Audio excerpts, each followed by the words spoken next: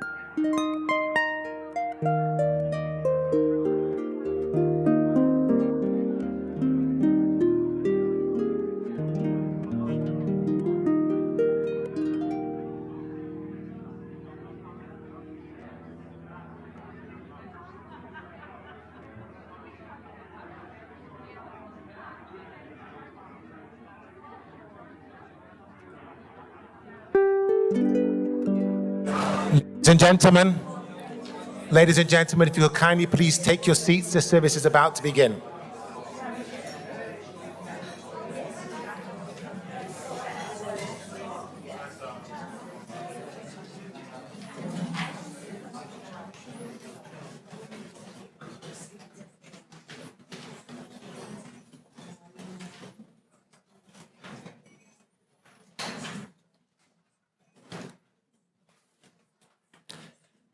Good morning. Could you please take this time to check your mobile phone and make sure that it is actually turned onto silent? I know everybody here is important, but so too are all the people who might call you in this room important as well. So please make sure that the mobile phones actually are on silent. Good morning and welcome to Manchester's Holocaust Memorial Day commemoration. Today's theme, which we will hear about soon, is the fragility of freedom. My name is Rabbi David Lewis, and I'm standing in for my dear friend and colleague, Rabbi Daniel Walker, who is on a trip to Israel. If you're expecting to see a man here with a long white beard, my apologies, you'll have to put up with me instead. We are honoured to have with us today our Mayor of Manchester, Mr. Andy Burnham, together with his Deputy Mayor, Kate Green, and of course, always the King's representative, the Lord Lieutenant, Mrs. Diane Hawkins. Thank you for coming along today. We are also honoured to have with us the Mayor and Mayoresses from all of the 10 boroughs of Manchester, who are trumped only by the fact that we've got here today children from our local schools, King David and Phelange Park, both of whom we will hear from shortly. As ever, we give thanks to the Chief Fire Officer and the Deputy Chief Constable here representing our emergency services. A day like today would not be the same without having within our audience survivors from Holocaust past. We have Ike Alterman, Gisela Feldman, Tommy Commerly, and Gerda Rothberg.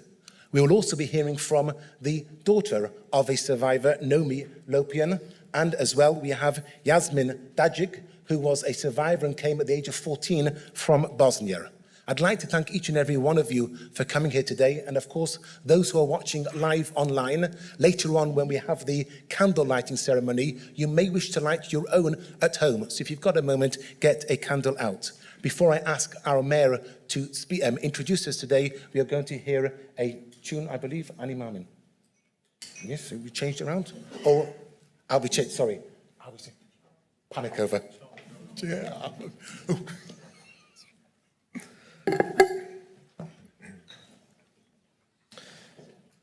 Ani mamim, ani mamim, ani mamim,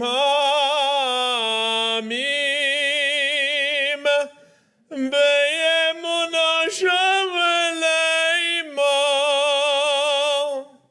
be'viaz HaMoshiach, be'viaz HaMoshiach ani mamim, be'viaz HaMoshiach, be'viaz HaMoshiach ani mamim, ani mamim, ani mamim, ani mamim,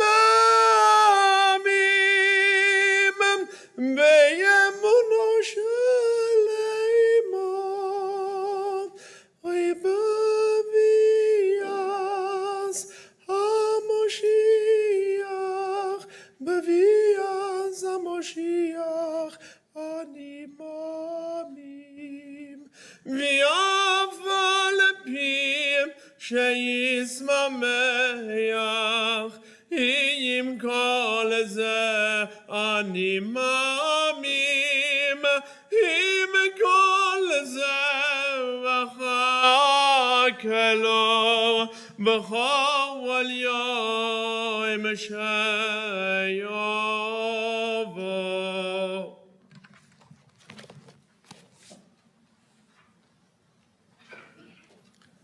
Thank you, Cantor Charles Chait. That song, Ani Manmin, I believe was actually composed on a train on the way into Treblinka, and it's now my privilege to invite our Mayor, Mr. Andy Burnham, to please address the crowd. Thank you.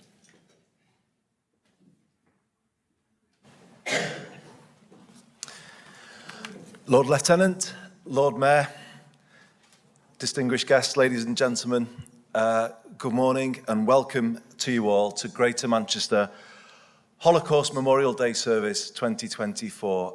Honestly, I can't tell you how proud it makes me as Mayor of Greater Manchester to look out and see you all here this morning. I see all walks of life in Greater Manchester represented in this room before me, and that's how it should be. All faiths, all generations. Good to see you, Ike, and Gisela, and so many people who've contributed to this service in the past. And all boroughs. I don't think I've ever had as many mayors, real mayors at this service before. But alongside the Lord Mayor, we have the Mayor of Oldham, Salford, Bury, Stockport, Trafford, Wigan, Bolton, Rochdale. This is the biggest turnout we've ever seen, alongside our Deputy Mayor, Kate, as well. So this is fantastic, I think, to see such a representation in the room. Thank you, all of you, for being here. And as the Rabbi said, thank you to everybody who is watching online. As always, it's right at the start to recognise the crucial role in the guiding of this service of the Association of Jewish Refugees.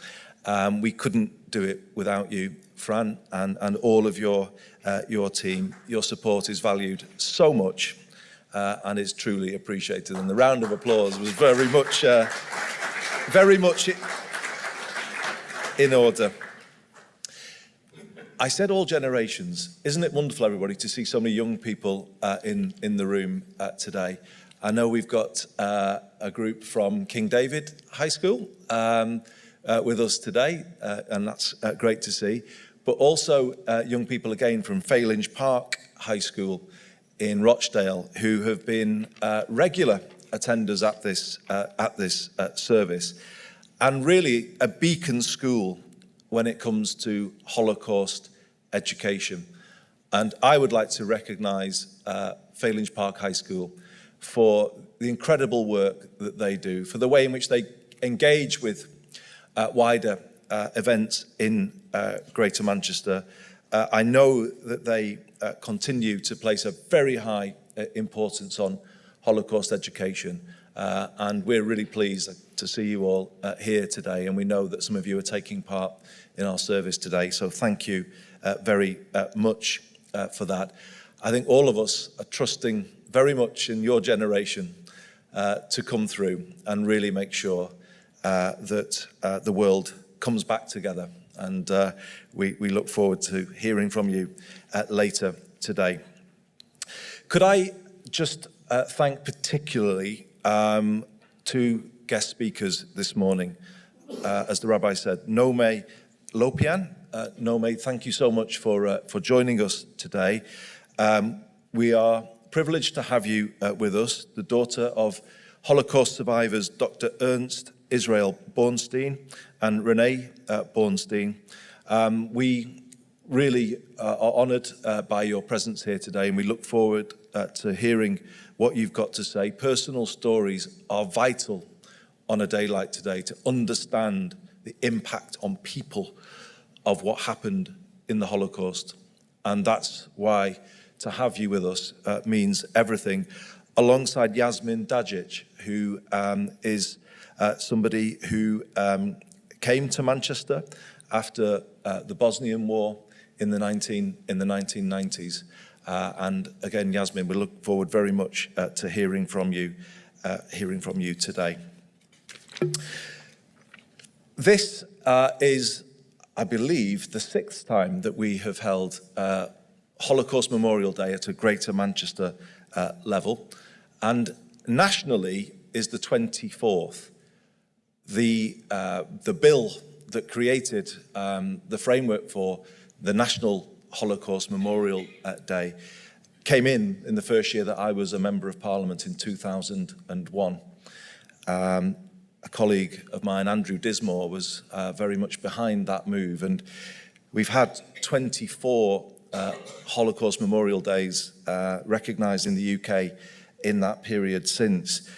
If we're to look back at those 24 years, it's hard to conclude, though, anything other than the world has become darker and more divided in that time.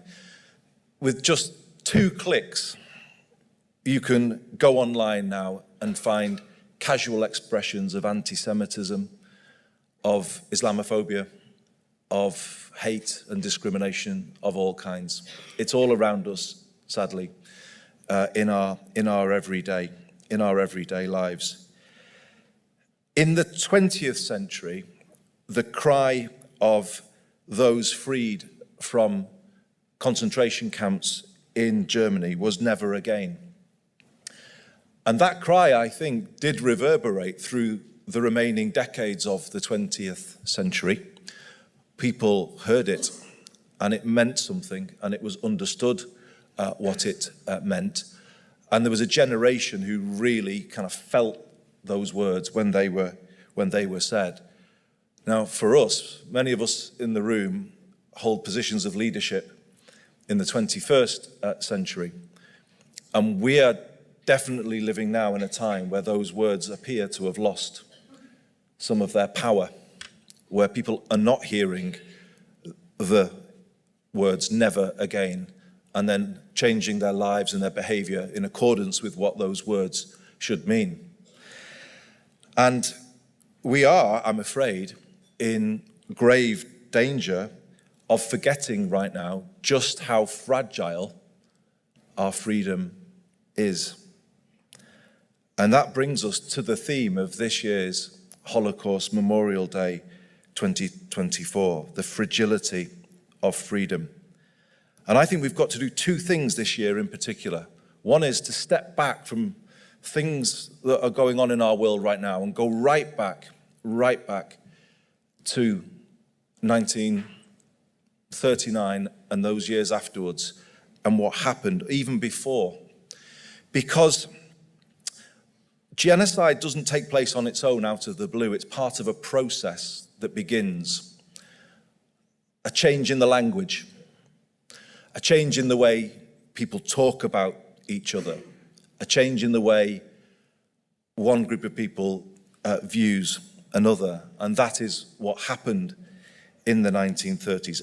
A process began that then allowed the most evil acts that this world of ours has ever seen.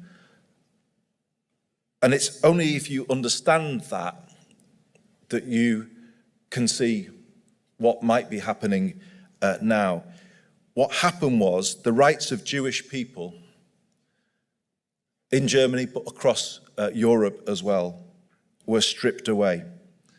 They were dehumanized by the language and the rhetoric that was around at that time. Their freedom in all aspects of life was blocked or restricted, as we've heard Ike tell us before and Gisela tell us before. Possessions taken off them. And that is what we have to understand, I think, when we think about freedom. It is fragile. It can be taken away much quicker than we realize. And the first duty of us all today is to put our minds right back into that period of history, to listen to what Nome has to say today about what happened to her family, and understand how, if people aren't brave and people don't challenge what is happening, then indeed we can see a repeat of those things later down the line. The second thing I think we need to hear is voices from now, voices from Greater Manchester in terms of what it's like to live here right now. And it's why I'm very pleased that we have representation from the equality panels that we have in Greater Manchester, representatives from those panels with us today. People representing all of our diverse communities, and also voices from communities that are experiencing forms of discrimination today. I think we need to hear, all of us, what life is like now in Greater Manchester. We know that 75 years after the Holocaust, anti-Semitism has been rising in the last few years, and particularly in very recent times. The Jewish community, even in Greater Manchester, still lives in fear. Schools and synagogues have strict security. We're hugely grateful to Amanda and everybody at the Community Security Trust for the work that they do to keep people safe, the partnership. I know the Deputy Chief Constable values the partnership with Greater Manchester Police, but that is something that we must not turn away from. We need to see that, understand that everyday fear that some of our fellow residents experience, but also in the Muslim community, in the Sikh community, in the Hindu community. In fact, some of this hate and discrimination it doesn't make a differentiation. It's hatred of, it's othering of people, it's hatred that has an everyday expression. We need to work towards a situation where everyone growing up in Greater Manchester has safety and a feeling of security so that they can be everything that they can be. And that's why we've got work to do, everybody, all of us together. All of us here today need to commit to each other, to go out from here today, to keep protecting each other's freedom to live free from fear and free from the threat of discrimination and violence. We owe that to each other.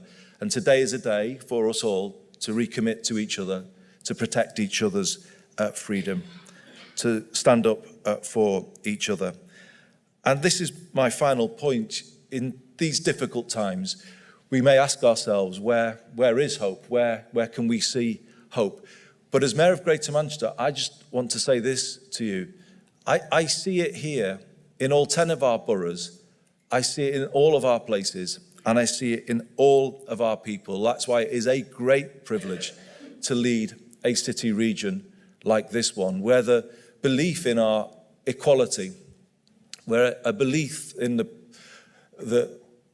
the positive aspects of our diversity go back long before us. It goes back very much into our history here in terms of what this place has stood for through the decades. And we are the custodians of that tradition in Greater Manchester. As leaders now, we are the ones that are entrusted to carry that same approach forward. That spirit that was there even in the 19th century when the workers wouldn't handle slave pick cotton, that is our job now, to carry on what they stood for and to stand for that equality between us all. In my time as mayor, we were tested in 2017, but I saw you all stand together side by side in Manchester Cathedral and in other places. The different faiths of Greater Manchester, the different boroughs of Greater Manchester, the different generations of Greater Manchester. I can't tell you as mayor what that means to me when I see that happen. But now it's incumbent on all of us to make sure we strengthen those bonds. Because while our freedom may be fragile, our solidarity is strong.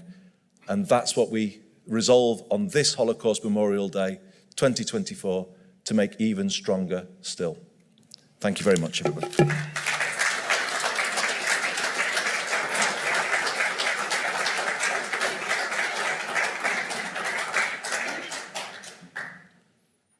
Thank you, Mayor. As noted, this year's theme is the fragility of freedom. And when researching it, it seemed as if the focus was the idea that we've all seen that our freedom is fragile. As history shows us, there isn't really much that we can do to stop a determined enemy or to stop somebody that wants to remove our freedoms. Any student of history, though, will also tell you that those dark forces always fail.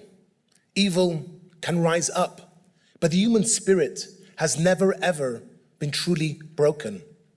The one thing that has endured since the beginning of time is the freedom of mankind. So if you and I cannot stop the forces that want to remove our freedom, what then do we need to do? We have to look at ourselves, not at the other. We have to look to make sure that we fight to protect our own freedom. And I would say that that starts in our own minds, in our own hearts. Alexis de Tocqueville, a French author from the 19th century, wanted to understand what freedom was. He went over to America, land of the free, the home of the brave. I'm not sure if he would have had the same journey today. But back then he wanted to understand, coming from war-torn Europe, which had yet to see the worst. And when he comes back, he writes in his magnum opus. And he said, what is it? What do nations lack to be free? The very desire to be so. The desire to be free is all that we need. He says, do not ask me to analyze this sublime desire. It must be felt. So when we look at the fragility of freedom and we wonder, we worry, we look at the dark world around us and we say, what will protect it? If you have that desire, that subliminal desire and knowledge that you and the person sitting next to you will be free, then it will be free. In 2014, the late Chief Rabbi Lord Jonathan Sachs stood up in the House of Lords.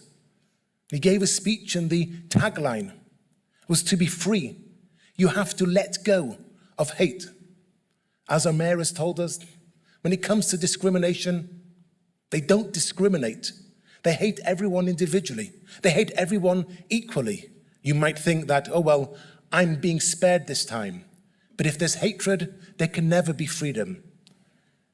And as a rabbi, I'd like to say that maybe this answers an enigmatic verse in the book of Exodus that Jews around the world have read in the Bible just the other week. We were enslaved in Egypt, and God speaks to Moses and Aaron to command the children of Israel and Pharaoh, king of Egypt, to take the Israelites out of Egypt. It seems to be a strange commandment that God is telling Moses to command the slaves to take the slaves out of Egypt. They were enslaved. How on earth could they take the slaves out? And the answer is The origin of that saying, you can take the boy out of Manchester, but you can never take the monk out of the boy.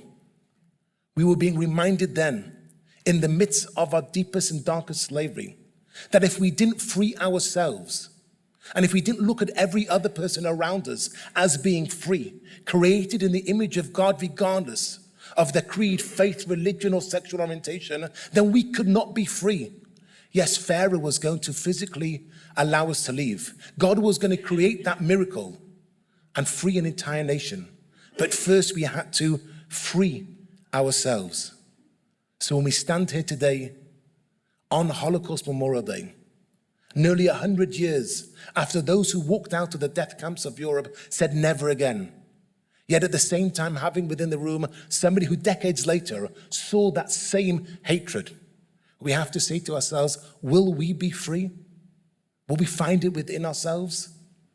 10 years ago, at the first march against anti-Semitism here in Manchester, we had Chaim Förster, who stood up and he spoke and he said, my name is Chaim Förster. I am not B10924. 10 years since I heard that, and there's not a day that goes by when it doesn't send shivers through my spine. Those that wanted to remove his freedom, wanted to take it away from him. And he said, I will never be enslaved. You may have enslaved my body, but you cannot enslave my mind. One of my rabbis was arrested during the communist era. No, I'm not that old, my previous rabbi. And as he was being arrested for the crime of education, he told his disciples, you can send me to exile, but my teachings will forever remain with you. And as Viktor Frankl, the Holocaust survivor, said, they can imprison our bodies, but never our minds. So when we look at the fragility of freedom, I ask you not to worry about what the rest of the world is going to do. Those that want to rise up against us will always do so. They'll find a reason to discriminate.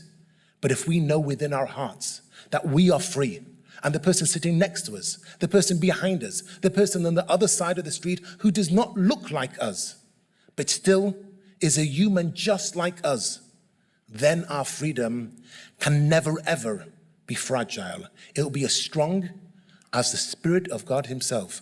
Ladies and gentlemen, look into your heart and ask yourself, is today just an hour spent in this beautiful town hall, or is today the day that you commit to truly protect the freedom of every single person? Thank you.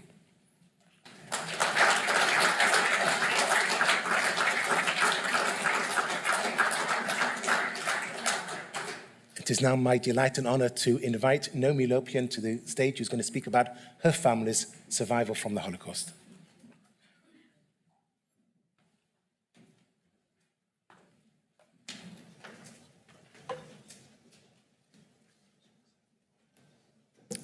Good morning, everybody. It's a huge privilege for me to speak to you all today, and I thank you.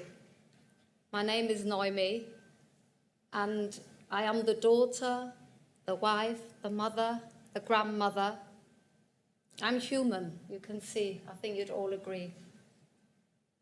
And this is really important to me, because I always say we all belong to one race, and that's the human race. By now you might hear that I have a little twang, even though I say I'm fiercely British and start my morning with 4 strong mugs of Yorkshire tea. I just love it. I grew up in Munich in Germany, not knowing about Germany's past at all. I loved Munich. It was magical, particularly Christmas time. Both my parents, as you've heard in the introduction, are Holocaust survivors. My dad was from Poland, Zawiercie, a small town near Katowice. My mum, still to this day, next month she'll be 90, please God, a smart French lady who also embraces the warmth of Manchester. She always said when she moved here some nearly 40 years ago, she loved being called Love. Oh, hello, love, how are you? She loves it to this day. And they always still ask, are you on holiday? Because she's got a very strong French accent. So I grew up in Munich not knowing about my parents' past. I grew up with a Die Lange Nacht on my parents' bookshelf, but again, not knowing. The way I found out about the Holocaust Can you hear me without the mic as well, by the way? I'm a bit ADD-ish, I'll walk. I was in high school, Sophie Scholl Gymnasium in Germany, with my contemporaries. I was 13 years old, and those of no faith or different to the Catholic faith, which is the faith to this day in Bavaria, had to go to an ethics lesson. And being a geek, I quite enjoyed the ethics lesson. There were always interesting themes that were a bit risque. And one week it was the Holocaust. And all I remember from the Holocaust is 3 pictures. Not because I'm old and it happened a long time ago. That happened immediately. I forgot the rest. And what I remember then and brought home then, and I remember today, were 3 pictures in black and white. A crater of bones, a crater of glasses, and a crater of hair. And we looked at each other, the girls and I. And with disbelief, can this be true?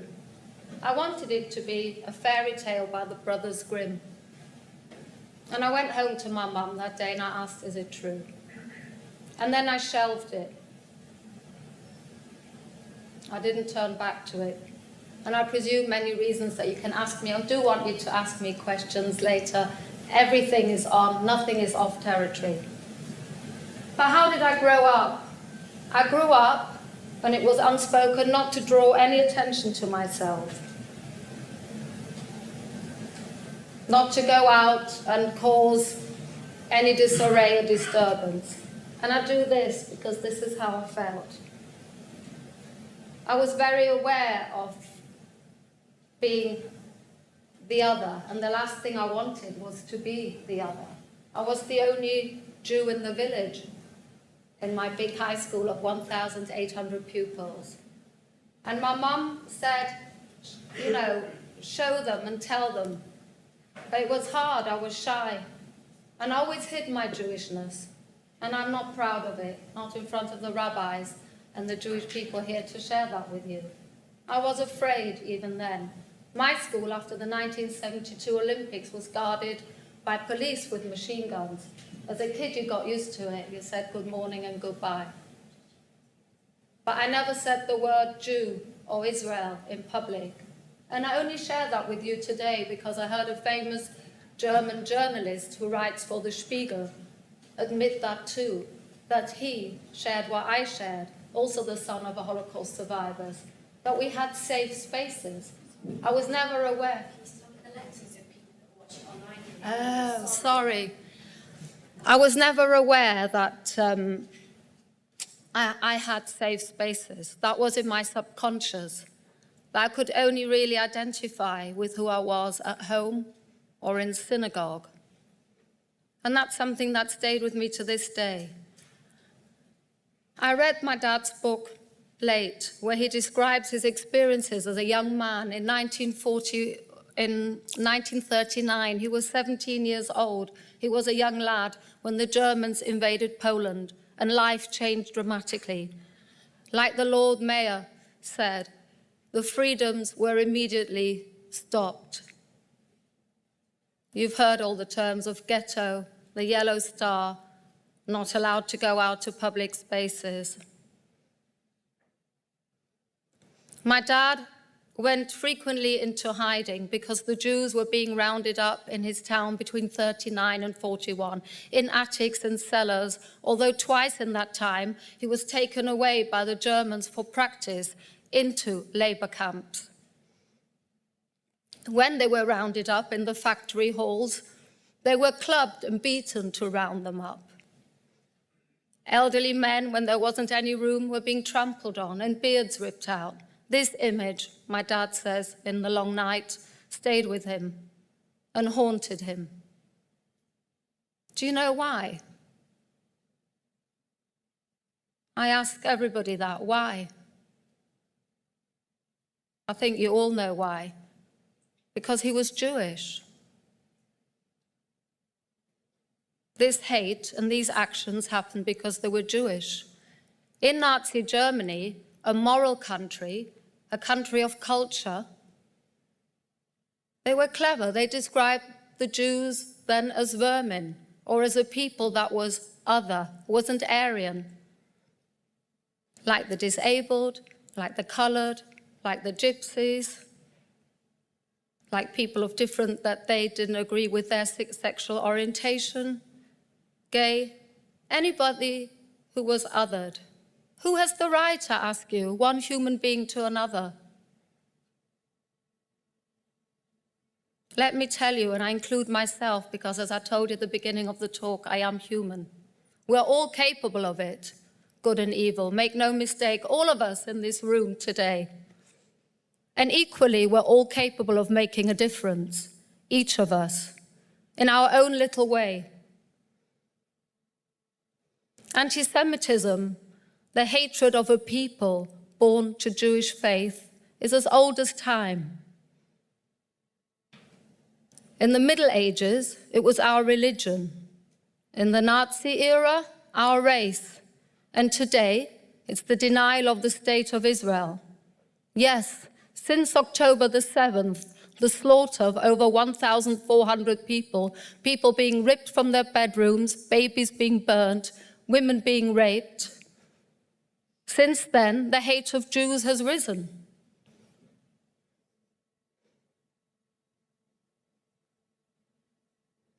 I'm not going to ask you to answer why.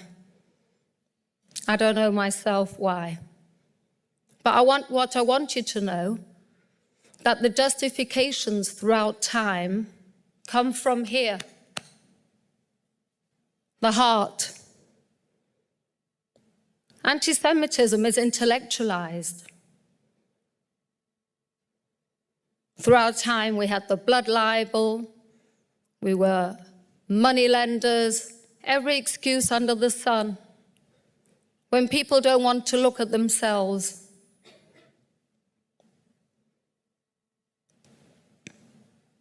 On the 25th of March, 1941, my dad was woken up at 4 o'clock in the morning, a 19-year-old young man.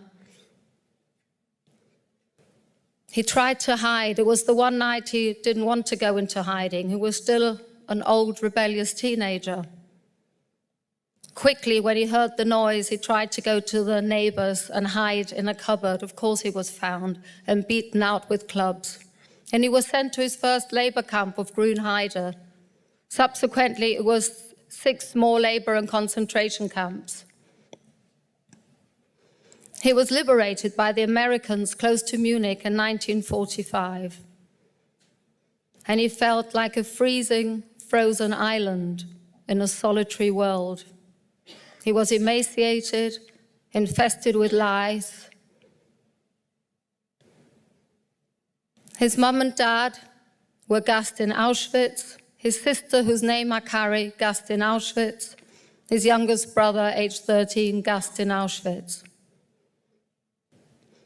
In The Long Night, which reads easily, although its content is not easy, he describes, like a reportage, as if you sit on his shoulder, his story. And there's good and bad in it, because even in those hellish times, my father couldn't have survived without somebody looking at their own, what the rabbi said, your own morals. Don't always join, like in a football field, crowd conscience. Remember who and what you are. And this, my dad was for 1 year an electrician apprentice, and his master was called Master Herman. And how was Master Herman with my dad? Extremely courageous, because he allowed my father to sit in his hut, to listen to his radio, to share a newspaper, and his sandwich. How did he treat my dad? Would you all say? As a fellow human being. I can't ask you not to hate or not to like.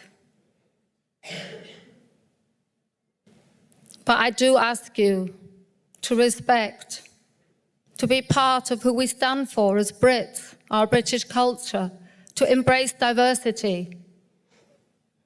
We wouldn't be the human race if we were all the same. There would be no such thing.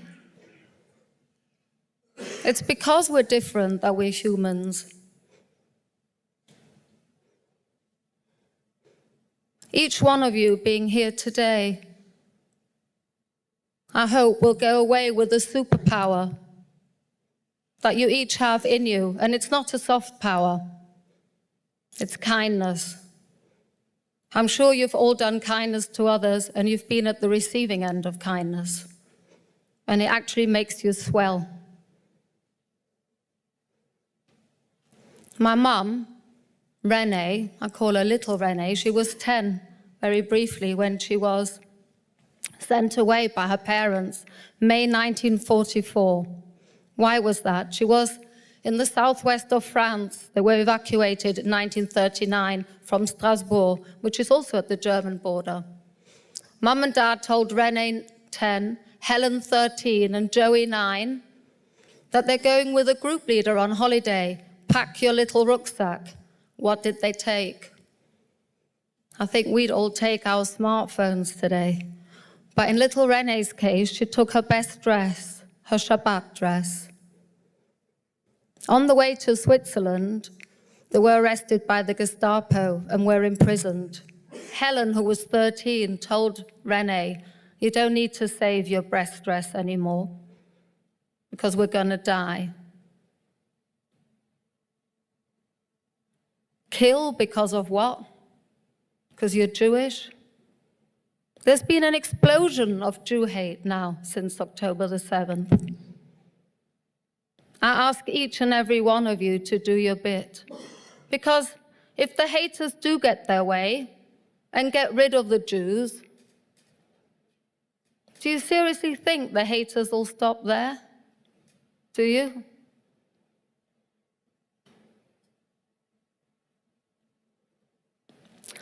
I don't want to end with this note. I was inspired by the Lord Mayor to give you hope.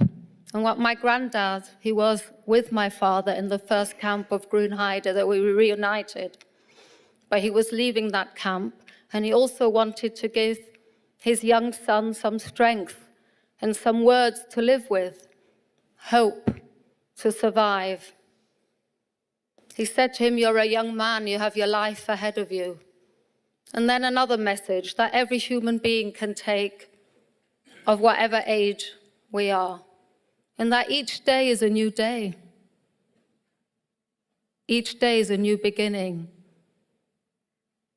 And each day you can act the way you wish to act. Thank you for listening to me today.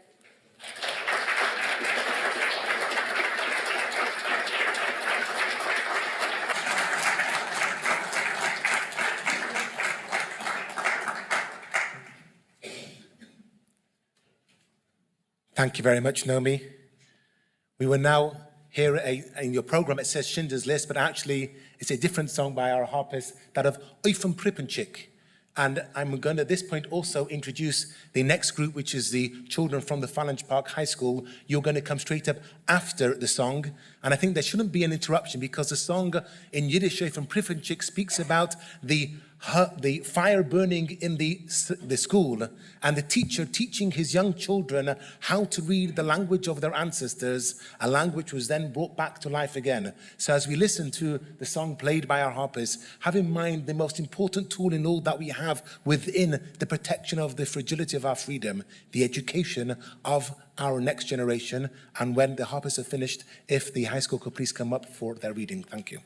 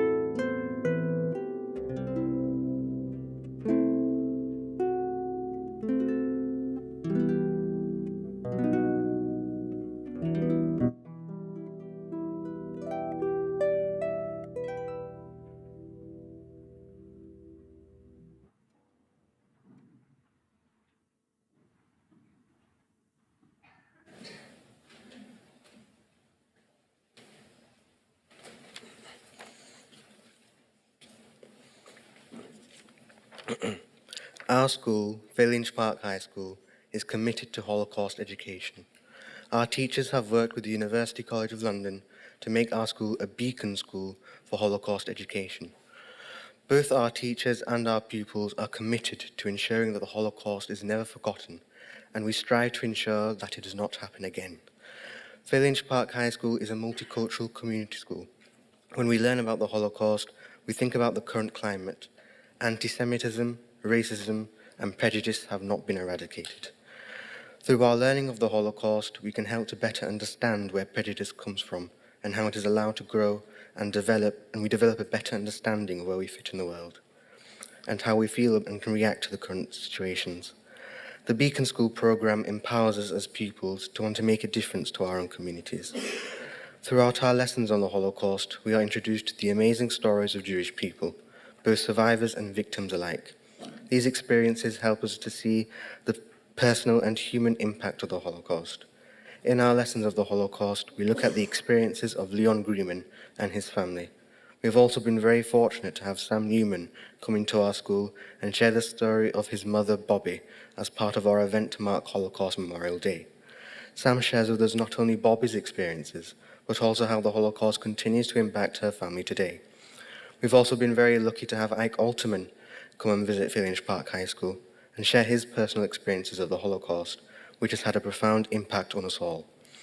We use these stories to help us to understand on a far deeper level the impact of the Holocaust and the importance of Holocaust education. The work of our Beacon School is not only a commitment taken just by our teachers. Our pupils are also very much involved. Our school also has a Youth Champions program, which is a voluntary project open to all pupils. As young people, the Youth Champion program empowers us to take a lead in marking Holocaust Memorial Day at Village Park High School. We have worked with teachers to develop a lesson given to younger year groups as part of their learning on Holocaust Memorial Day, focusing on the lived experiences of survivors and giving us the opportunity to take an active part in working towards a safer future for us and our community. Many of the Holocaust Youth Champions were inspired by their experiences in the sessions led by us, and we take a pride in the real differences we believe we are making. The Youth Champion program has grown every year, and past members have continued their work when they have left our schools, continuing to share the importance of remembering in their colleges, universities, and careers. We join because we are passionate about making a difference and ensuring that the Holocaust is never forgotten and lessons are learned. As young people, we now need to be the guiding force in ensuring we can see the real differences. As Holocaust Youth Champions, we are also given an opportunity to develop an even deeper understanding of the impact of the Holocaust on survivors and their families. As a school, we collaborate with the Royal Wusson Batit Academy and the Holocaust Their Family, Me and Us program. This has given us the opportunity to learn about an incredible individual called Bernie Graham, who has his life impacted by the Holocaust. We have also had the chance to learn about his family. His uncle Bernard and grandfather Solomon were both victims of the Holocaust, and through the program, Bernie shared with us their experiences and how he wants to learn more about them, and the impact it had and continues to have on them. We also had the privilege of meeting Bernie via Zoom, and we were able to pose questions to him during a Q&A session. It was an honour to meet him and see how his family's experience have made him challenge hate both now and in the future. At Village Park, we also work with the Robert F. Kennedy Foundation to deliver the Ripples of Hope program. We spend time learning about human rights, our responsibilities as citizens, and encouraging to be active bystanders to speak out when those rights are being eroded. When we learn about the impact of prejudice and how to speak out against it. Holocaust education also allows us to learn about how these acts of prejudice can become more dangerous and how we can speak out and act against to pursue a more peaceful future for ourselves and our communities. We use the actions of those who oppose the Holocaust and other genocides as inspiration to ensure that these events never happen again. Today, I want to share the story of one of those people who stood up and opposed the Holocaust, who inspires us to do what is right. Valerie Rachs was a Hungarian woman who worked as a singer and actress before the start of the Second World War. She had a large number of Jewish acquaintances, and when Hungary joined the war, she helped 6 Jewish people hide from persecution. Despite the difficulties, she felt it was her duty to keep people safe. And when she was arrested in 1944, sacrificing her own freedom, she refused to reveal the Jewish people she'd helped to hide. After Budapest was captured by the Red Army, Valai's freedom was once again taken from her, as she was accused of being a Nazi collaborator. Despite this, she still survived the war, but barely spoke of her actions. Valai's willingness to sacrifice her own freedom for the freedom of others is an inspiration to us all, and an act that truly embodies the theme of fragility of freedom.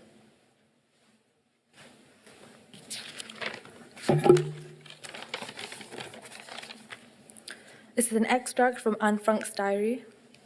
Saturday, June 20, 1942. After May 1940, the good times are few and far between. First, there was the war, then the capitulation and the arrival of the Germans, which is where the trouble started for the Jews. Our freedom was severely restricted by a series of anti-Jewish decrees. Jews were required to wear a yellow star, Jews were required to turn in their bicycles, Jews were forbidden to use streetcars, Jews were forbidden to ride in cars, even their own. Jews were required to do the shopping between 3 and 5 p.m. Jews were required to frequent only Jewish-owned barbershops and beauty parlors. Jews were forbidden to be out on the streets between 8 p.m. and 6 a.m. Jews were forbidden to attend theaters, movies, or any other forms of entertainment. Jews were forbidden to use swimming pools, tennis courts, hockey fields, or any other athletic fields. Jews were forbidden to go rowing. Jews were forbidden to take part in any other athletic activity in public, to sit in their gardens or of those of their friends at 8 p.m. Jews were forbidden to visit Christians in their homes. Jews were required to attend Jewish schools, and etc. You couldn't do this and you couldn't do that, but life went on. Jacko has said to me, I don't dare do this anymore because I'm afraid it's not allowed. Anne and her family went into hiding in July 1942. November 19th, 1942. Mr. Dussel has told us so much about the outside world we've missed for so long. He had sad news. Countless friends and acquaintances have been taken off to a dreadful fate. Night after night, green and grey military vehicles cruise the streets. They knock on every door asking whether any Jews live here. If so, the whole family is immediately taken away. If not, they proceed to the next house. It's impossible to escape their clutches unless you go into hiding. They often go around with lists, knocking only on those doors where they know there's a big haul to be made. They frequently offer a bounty, so much per head. It's like the slave hunts of the olden days. I feel wicked, sleeping in a warm bed, while somewhere out there my dearest friends are dropping from exhaustion or being knocked to the ground. I get frightened myself when I think of close friends who are now at the mercy of the cruelest monsters ever to stalk the earth, and all because they're Jews. February 3rd, 1944. I've reached the point where I hardly care whether I live or die. The world will keep on turning without me, and I can't do anything to change the events anyway. I'll just let matters take their course and concentrate on studying and hope that everything will be all right in the end.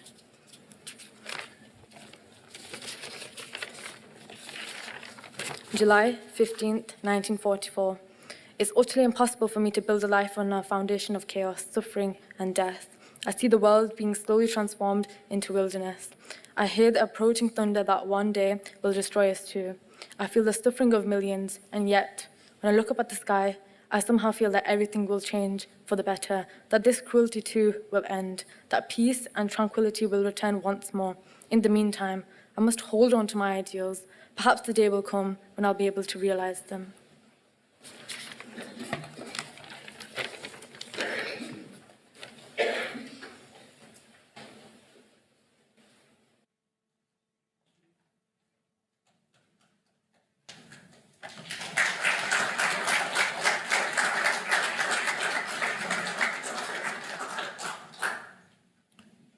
Thank you very much.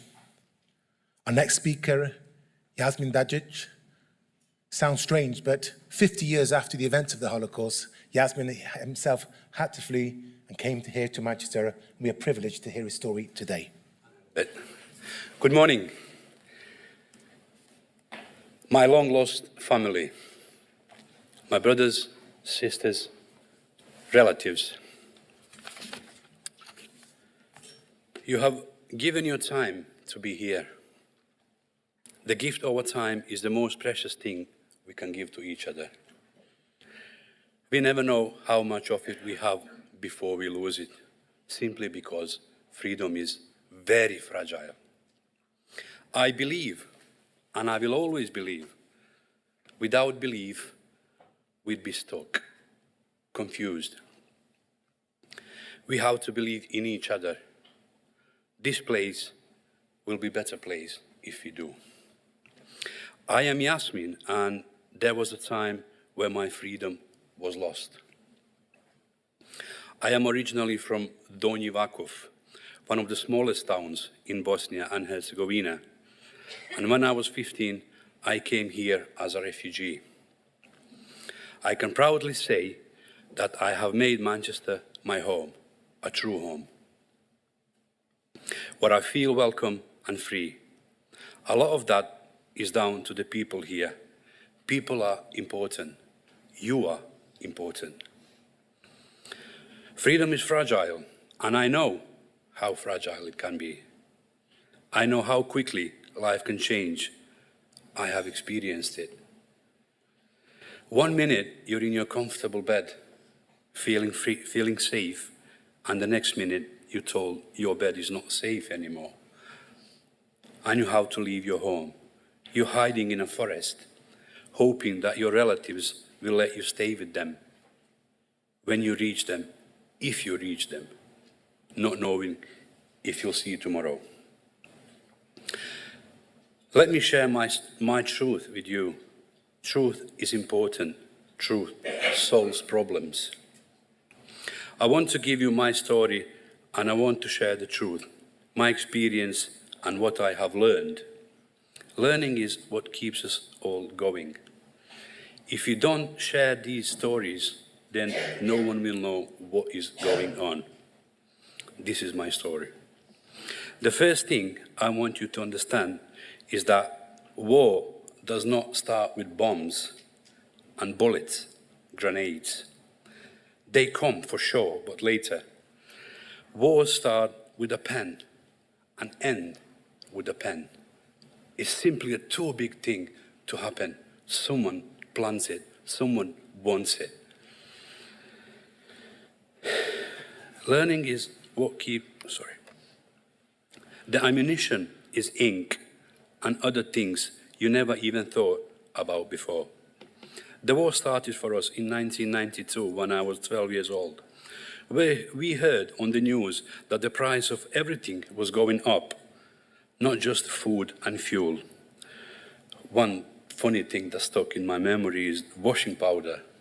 If you could find it, was 5, 6, 10 times more expensive than flour for bread. They kept adding zeros onto our notes. Inflation surged until we became the poorest millionaires in the world.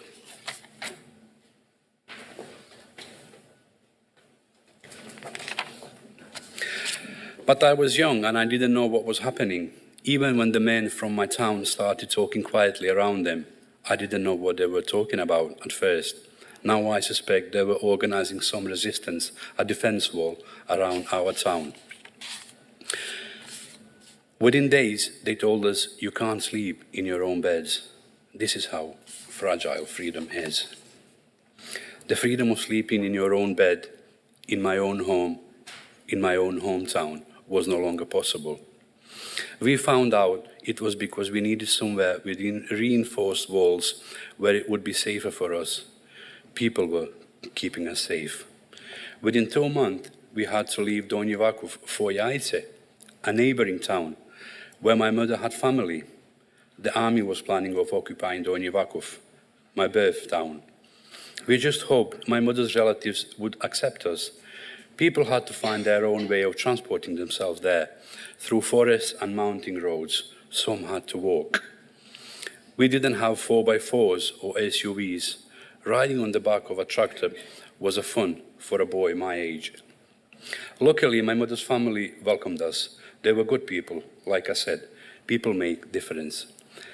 We stayed in Jajce for about 4 weeks before we had heard the army were coming. We had to move once again, this time to a third town called Bugojno. where we stayed from July 92 until April 95. Despite my family feeling settled there and me being able to meet new friends, you never know what was going to happen. It's funny what you remember. The thing that I remember the most clearly was brown bread, just bread. There was no salt, oil, apart from flour and water in it, but we liked it. Just flour and water. So I remember feeling so excited when the aid from England came. We got tuna cans and, best of all, Snickers bars, 20 or 30 per child. That was amazing, never forget it. Chocolate helped us forget that we were in the middle of nowhere, and they helped us forget about the grenades and rockets. Maybe chocolate's important too. War is not how anyone would imagine it. I survived a war zone, a nasty one, but I didn't see anyone die with my eyes. I did suffer enough. It changed my life. In Bugojno, one of my jobs was to go to the forest, collect food for the fire, so my mother can cook. I did that for about a year, until on an ordinary day, I was pulling a branch for wood. An overhead power cable was hanging down the tree. When I pulled the branch, I pulled the cable as well. I was electrocuted. It knocked me out. My sister and my cousin thought I was joking. Then they thought I was fooling around. Then they thought I was dead. It was about 3 minutes walk from the house where the brother of my primary school teacher was living. As they were running towards our house to tell my mother, he saw them. He asked his wife to get as many bandages as they had in the house so he could stop the bleeding. To his surprise, there was no blood. When it's electricity, you do not bleed, just a complete knockout. Everything freezes. They helped to save my life, people, again. After 7 days in coma, I woke up on day 8. I was in hospital for 72 days. My injuries resulted in me losing my left arm and leaving me my right hand severely damaged. In hospital, you see people from all over, and they bring news. I heard that 3 other people had suffered something similar to me, but they weren't as lucky. They died.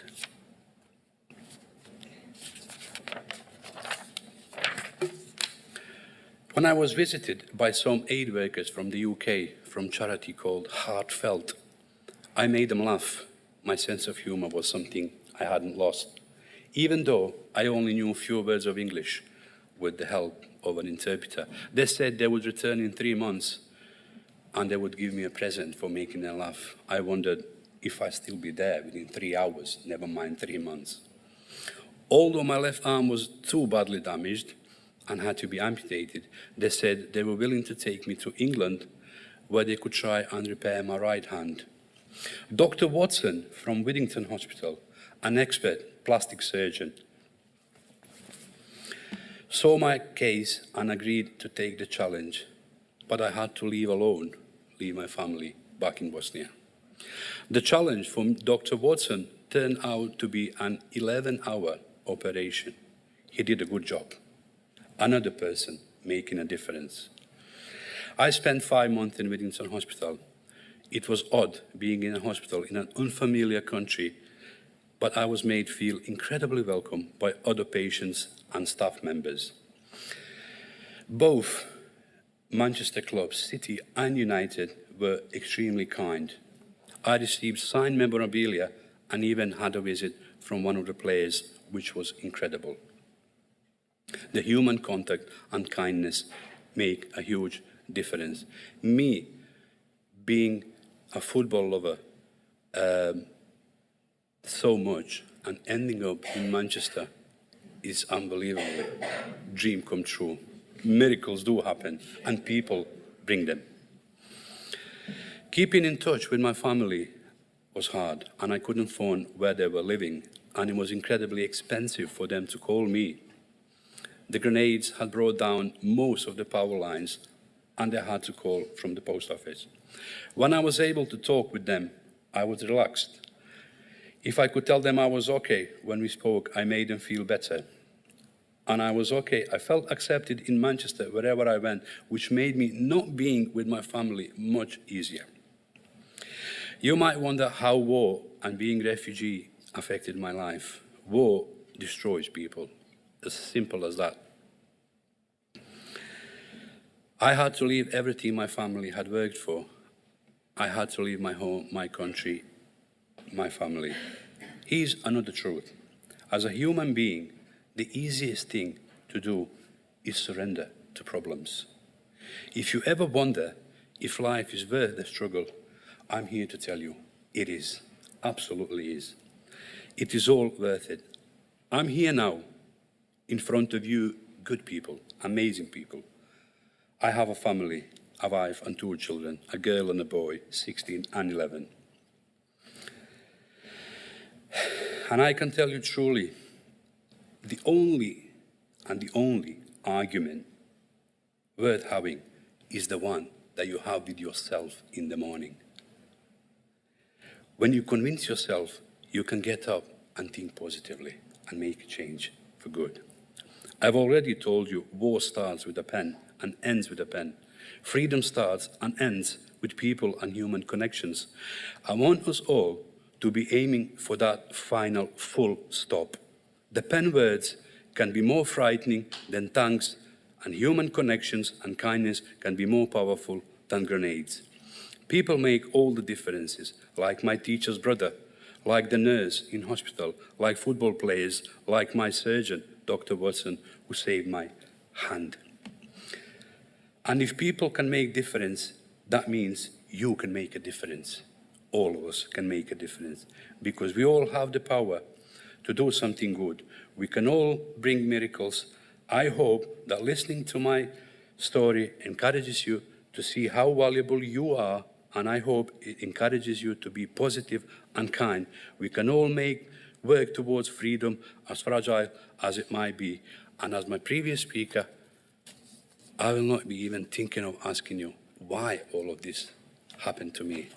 I'm just happy that I'm here. I can share it with you, with people who are amazing, and I thank you for listening to me. Thank you.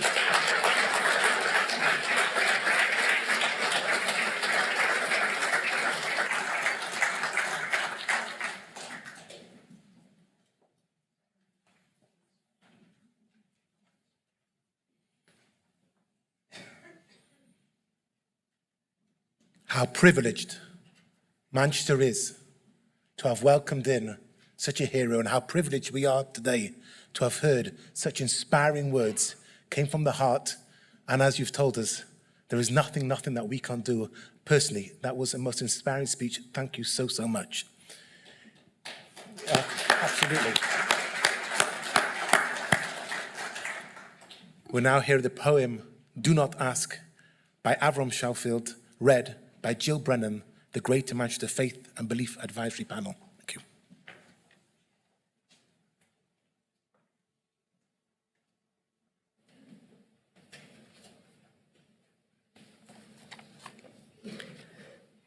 Do Not Ask, by Avram Schofield. This poem was written by Avram Schofield, who survived Auschwitz and Buchenwald concentration camps. The poem has been published with the permission of Avram's wife, Vera Schofield. Avram sadly passed away in 2017. Do not ask, how did you survive? Because this is a question that causes me pain and brings back memories.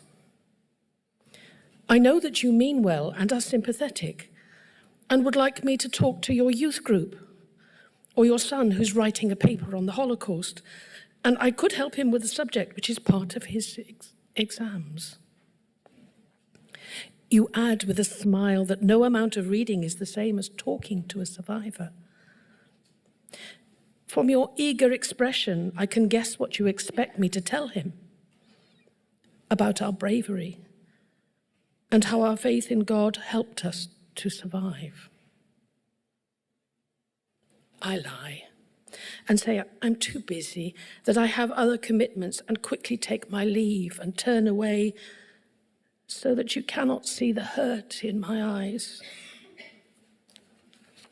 Do not ask me why.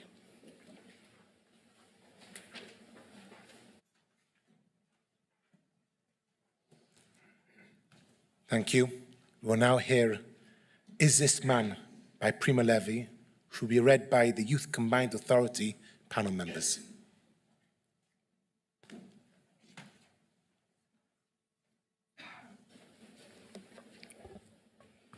Is this a man?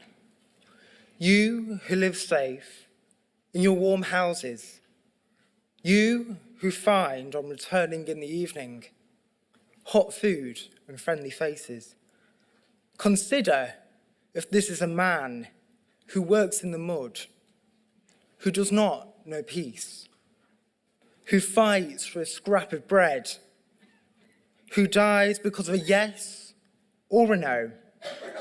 Consider if this is a woman without hair and without a name, with no more strength to remember, her eyes empty and her womb cold like a frog in winter. Meditate that this came about. I commend these words to you. Carve them in your hearts, going to bed, rising. Repeat them to your children, or may your house fall apart. May illness impede you. May your children turn their faces from you.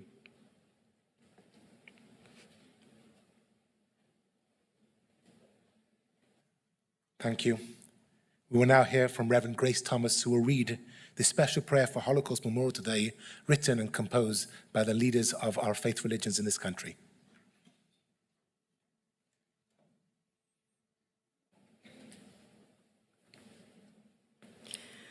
Let us join together as one family and pray. Loving God, we come to you with heavy hearts, remembering the 6 million Jewish souls murdered during the Holocaust. In the horrors of that history, when so many groups were targeted because of their identity, and in genocides which follow, we recognise destructive prejudices that drive people apart. Forgive us when we give space to fear, negativity, and hatred of others, simply because they are different from us. In the light of God, we see everyone as equally precious manifestations of the divine and can know the courage to face the darkness. Through our prayers and actions, help us to stand together with those who are suffering, so that light may banish all darkness. Love will prevail over hate, and good will triumph over evil. Amen.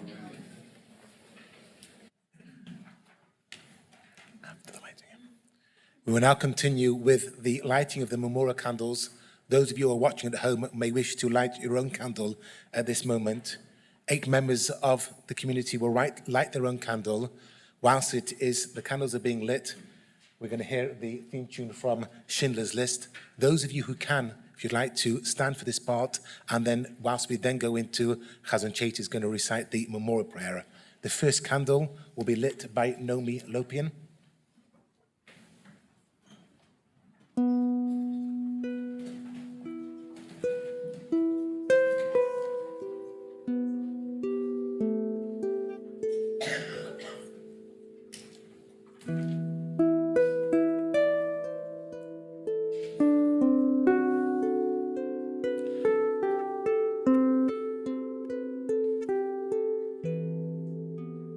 Eleanor Chohan, MBE, would like the second candle.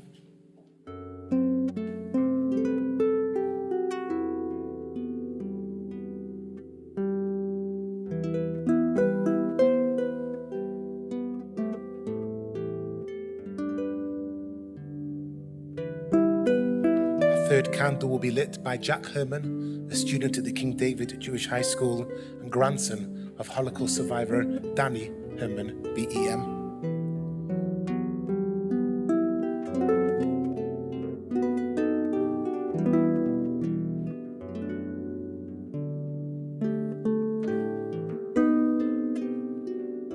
Fran Horridge, the Association of Jewish Refugees.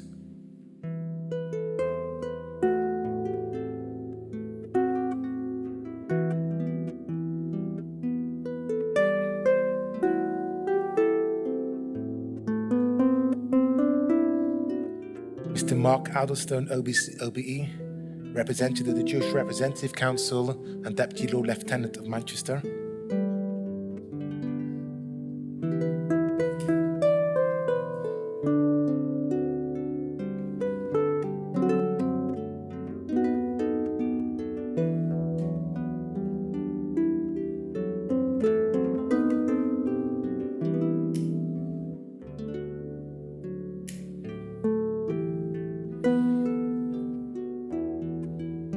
Emily Wilkins from the LGBT Foundation.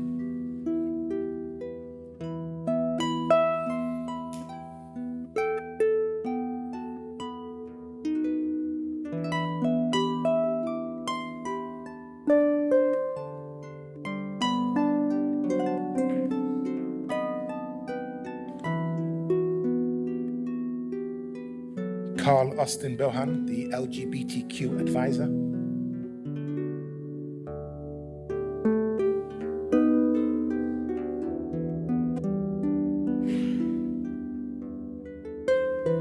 And our 8th candle will be lit by Andy Sampson, the representative of the Disabled People's Panel.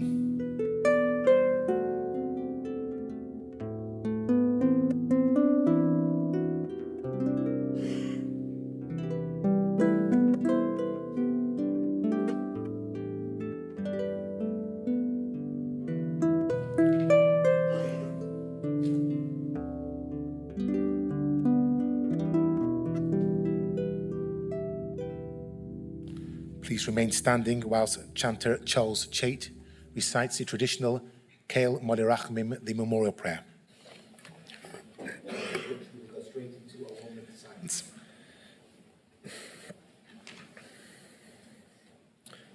El Modirachmim Shochen Bameloyamim Hametzeh menucha nechoena ale kanefei hashechina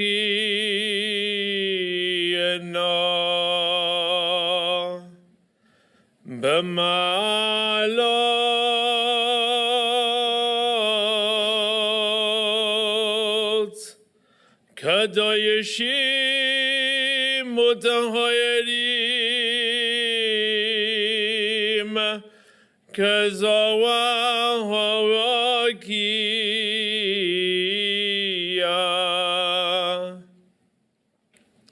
meirim umazehirim et nishamot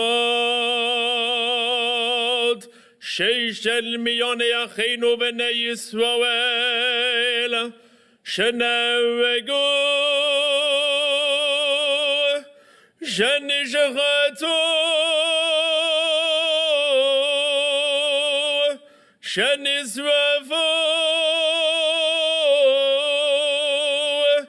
shenegnego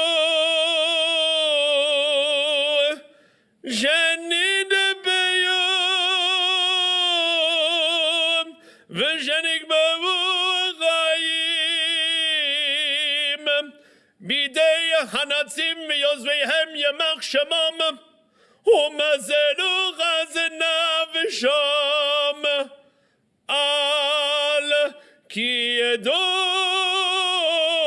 Hashem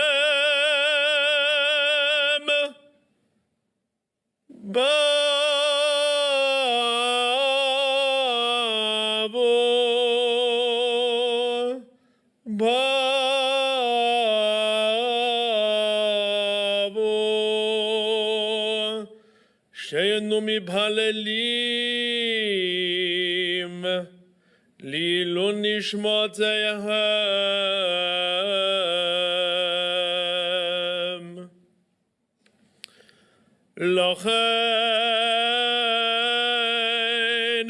Baal HaRachamim Yastirein B'Seifek Nafav Li'olamim B'yitzvah Chaim Et Nishmatehem Lochen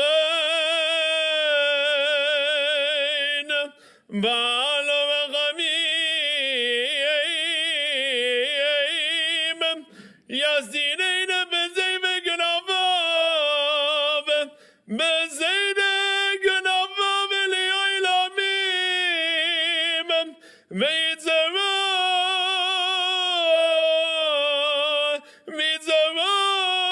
Chaim Et Nishmatehem Began Eden Tayem Nochatom Adonai Hu Nachalotom V'yanuchu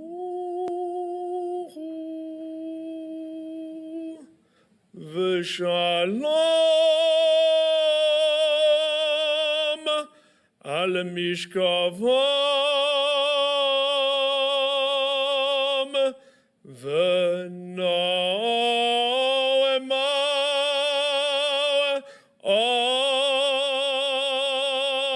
Amen.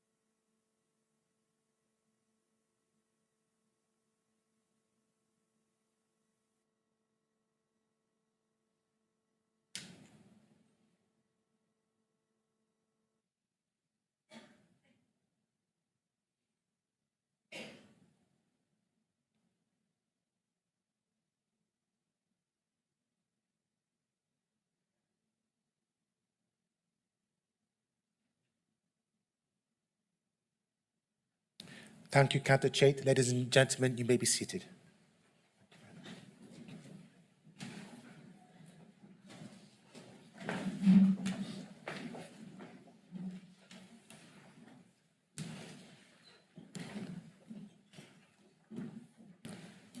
Continue with the statement of commitment for Holocaust Memorial Day, which will be read by 7 members of the community. If I could ask all of you to please come up and take your place. It will be led by the Mayor of Manchester, Andy Burnham.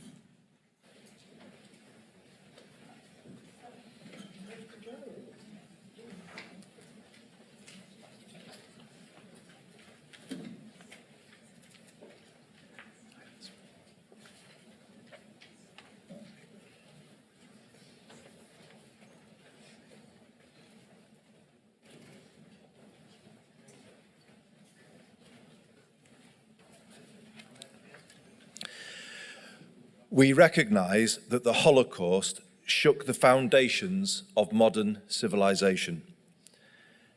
Its unprecedented character and horror will always hold universal meaning.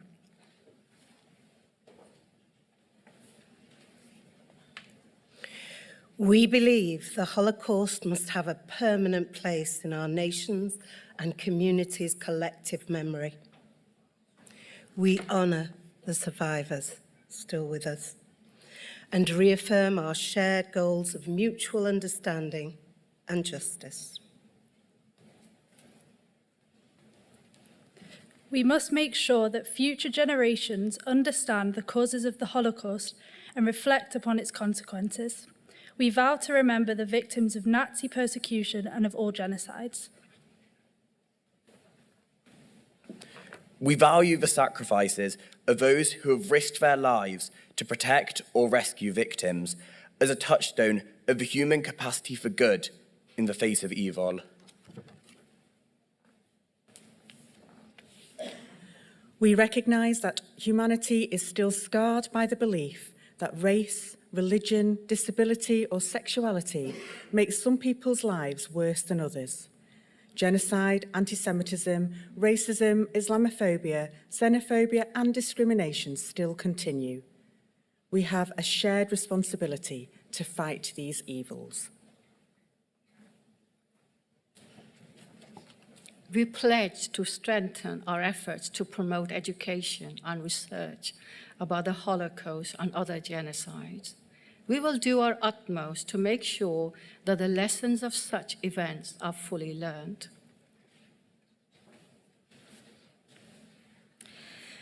We will continue to encourage Holocaust remembrance by holding an annual UK Holocaust Memorial Day. We condemn the evils of prejudice, discrimination, and racism. We value a free, respectful, and democratic society. Thank you all very much. Please be seated.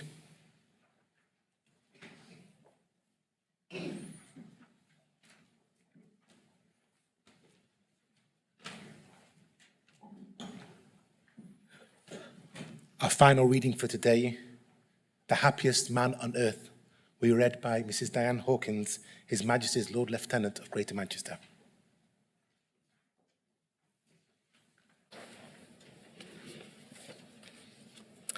The Happiest Man on Earth by Eddie Jacku. It is hard to tell my story. Sometimes it is very painful.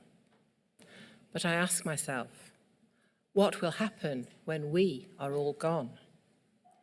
What will happen when all of us survivors have passed away?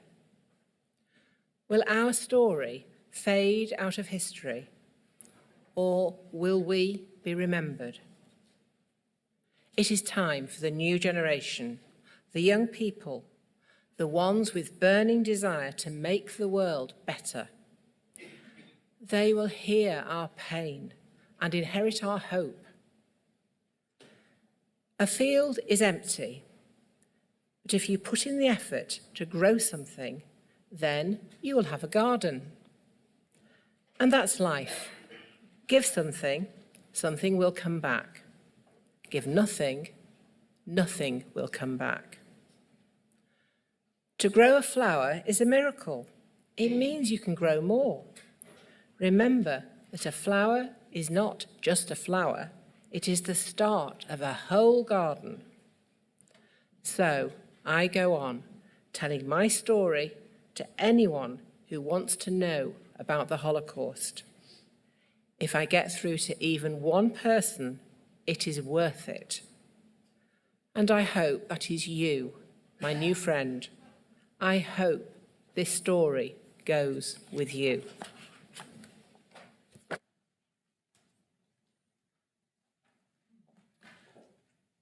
Thank you very much. Ladies and gentlemen, that does bring us to the conclusion of today's service. I'd like to take this opportunity to thank each and every one of you, those who participated, those who came along because it was in your official office diary that this is what you have to do, those who came along also out of sense of duty and an understanding that this is our responsibility. Just before you go to the back where there will be refreshments that I believe cover all dietary requirements, I'd like to leave you with one thought, which I'm unashamedly going to steal from Dr. Stephen Smith, who together with his mother and brother set up Beth Shalom, the Holocaust Memorial Centre. It's a talk he gave to my community in Newcastle nearly 20 years ago. We asked him to come along and he stood on the stage and he stood there, put his hands in his pockets, and he said there's only 3 things wrong with Holocaust Memorial Day. Holocaust, Memorial and Day. As we have heard today, unfortunately, discrimination and persecution did not end with the Holocaust. Memory doesn't help anybody. There must be action. And if it is only today, then what on earth are you going to do for every other day of this year? This year we have 366 days. You've got 365 more of them to make a difference, to protect the fragility of freedom with which we are blessed. Thank you all very much.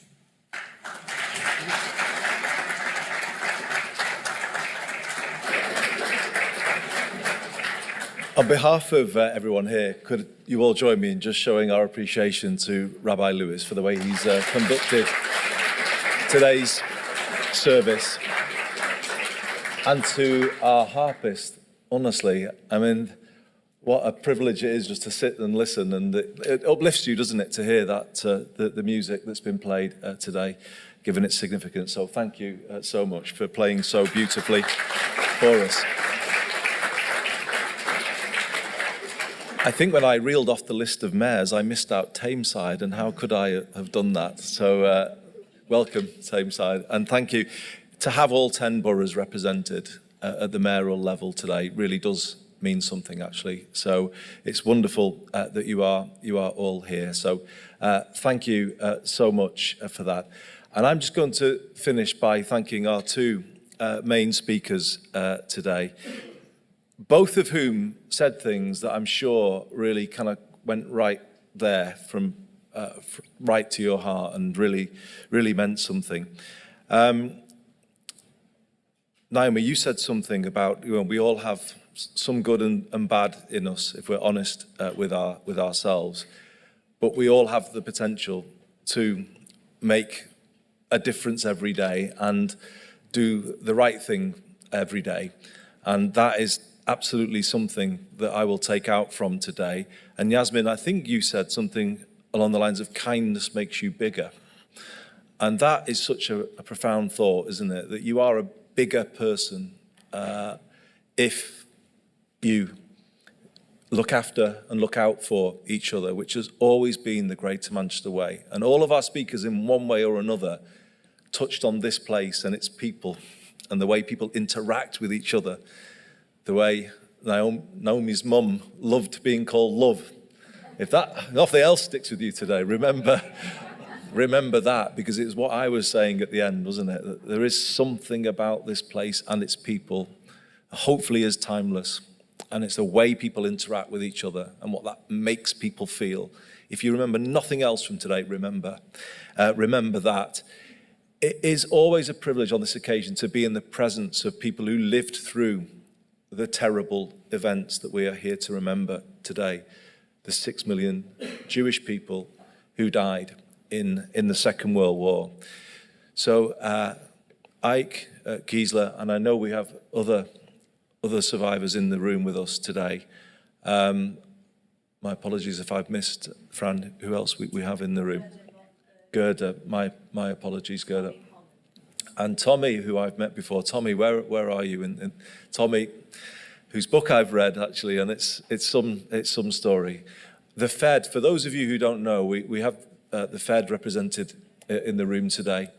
Rafi, you've led the My Voice project, haven't you, with the Fed, which has been about allowing people to tell their story. And I would just recommend it to all of you to look it up and to read the stories of the survivors represented in this room today. That is our obligation, to hear it in their own words. And the Fed have made that possible. And we're proud of the Fed as a Greater Manchester organisation for making that happen. But it is always a privilege to be with you today in your presence. And we give thanks for that. So thank you, everybody, so much for making this such a special occasion. I don't know about you, but I leave every year from this service feeling a little different than when I walked in the morning, feeling a little better and more hopeful about things, having been reminded over the last hour and a half or so about the power of our common humanity and what that means and what we can do with it. And may you take that feeling out of this room today and do something with it. Thank you so much, everybody, for being here.